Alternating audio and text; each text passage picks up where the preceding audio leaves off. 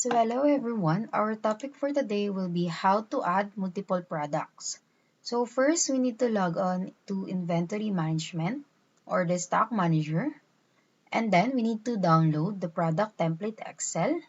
After downloading it, we need to edit it, and then we need to enter the products you want to add. After entering the products, we now need to put it back, or we need to import that product Excel in the inventory management or the stock manager. Okay, so first we need to log in into the stock manager. So in logging in, so it says that the default user will be 999 and the password will be empty. So under the menu, the function, so here click batch import. So we need to open the template. In adding the multiple products, you can add a main category as well as a subcategory. Okay, so for example, since a while ago, our product only have potato chips and corn chips. For example, I don't want these two anymore. So these all multiple products will be added, or we can add new. So for example, on sale. So I have a main category, which are the snacks, the drinks, something like this. So on mine, next is subcategory.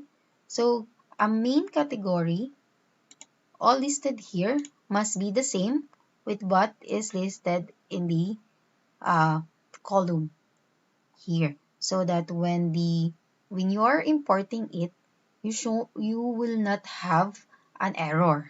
Okay,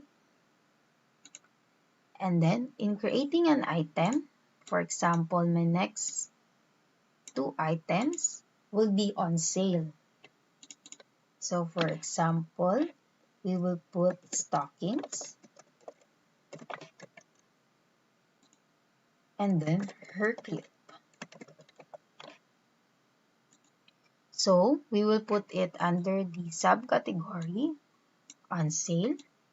We can also do like this for the barcode. And then for the stock, for example, my all stock will be 50.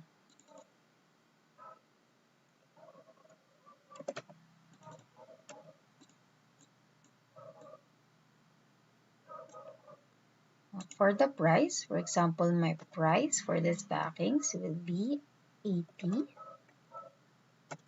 And then for the hair clip, stockings will be 10. For the hair clip will be 5. Okay. Then you can copy also if you have a VIP price. For the cost, for example, the cost for this stockings will be 3. And the hair clip will be 1.